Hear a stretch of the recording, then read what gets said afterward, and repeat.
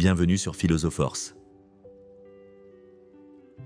Goku a affronté les guerriers les plus puissants de l'univers. Il a battu Freezer, dominé Cell et repoussé les limites du Super Saiyan encore et encore. Pourtant, il ne se considère jamais comme le plus fort. Pourquoi Goku continue-t-il de s'entraîner alors qu'il a déjà surpassé des dieux? Pourquoi, même après des victoires écrasantes, il reste humble et avide d'apprentissage? Aujourd'hui, nous allons voir comment Goku incarne l'esprit du débutant, un concept fondamental du développement personnel, du stoïcisme et du taoïsme.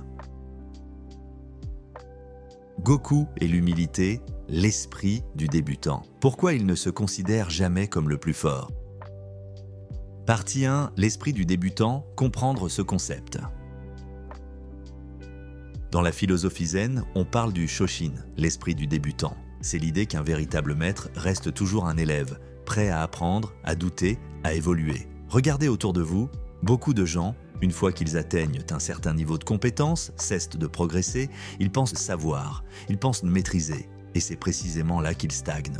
Mais Goku, lui, incarne exactement l'inverse. Il ne croit jamais qu'il est arrivé. Il considère chaque combat, chaque entraînement comme une opportunité d'apprentissage. Que ce soit contre Vegeta, Beerus, Jiren ou même un simple fermier avec un fusil, oui, on s'en souvient tous, Goku garde toujours un esprit curieux et avide de progrès. Et si c'était ça, le véritable secret de sa puissance?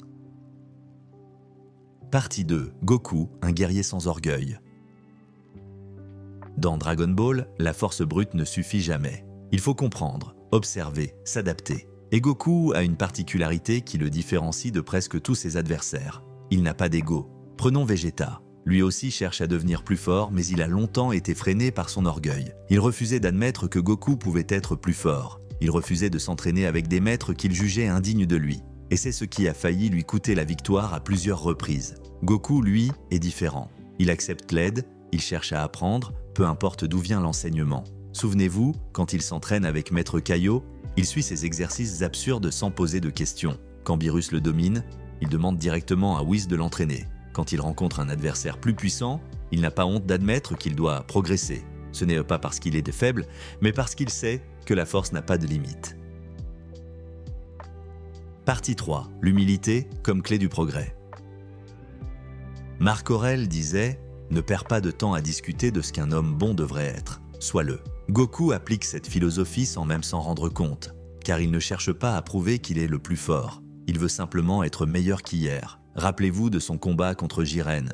Au début, il est totalement dépassé. Beaucoup auraient abandonné, d'autres auraient cherché à imposer leur force par arrogance. Mais Goku, lui, observe. Il tente, il échoue, il recommence. Et lorsqu'il atteint l'ultra-instinct, ce n'est pas parce qu'il a forcé les choses, mais justement parce qu'il a lâché prise. Dans notre propre vie, nous avons tendance à vouloir contrôler, prouver, imposer notre force. Mais parfois, le vrai progrès vient dans la capacité à rester humble, à écouter et à évoluer sans arrogance. Partie 4. Appliquer l'esprit du débutant dans nos vies. D'accord, mais comment appliquer cela dans la vraie vie? Imaginez, vous débutez un nouveau travail, vous avez deux attitudes possibles, vous arrivez avec confiance excessive, pensant tout savoir, vous ne posez pas de questions, vous n'écoutez pas les conseils des anciens. Résultat, vous faites des erreurs évitables et votre progression stagne. Maintenant, imaginez l'inverse. Vous gardez un esprit curieux, vous posez des questions, vous acceptez de ne pas tout savoir. Vous apprenez plus vite et vous dépassez ceux qui sont restés figés dans leur certitude. Quel comportement ressemble le plus à celui de Goku selon vous? Peu importe où vous en êtes, il y aura toujours quelque chose à apprendre, toujours un palier à dépasser, toujours une opportunité de devenir meilleur. Conclusion, la leçon de Goku. L'esprit du débutant n'est pas seulement une philosophie de combat, c'est une philosophie de vie. Goku n'est pas le plus fort parce qu'il a plus de talent. Il est le plus fort parce qu'il ne cesse jamais d'apprendre. Et si nous faisions pareil, si nous décidions de ne jamais nous croire arrivés, si nous abordions chaque nouvelle expérience avec la curiosité d'un enfant et la détermination d'un guerrier, car au final, la vraie force n'est pas dans la puissance que l'on a, mais dans notre capacité à évoluer encore et encore. Abonnez-vous pour découvrir comment d'autres héros de manga appliquent les philosophies des grands sages. Et vous, quel moment de Dragon Ball illustre le mieux l'humilité de Goku? Merci d'avoir regardé Philosophe-Force. À bientôt pour une nouvelle exploration des sagesses du passé et des clés pour un avenir meilleur.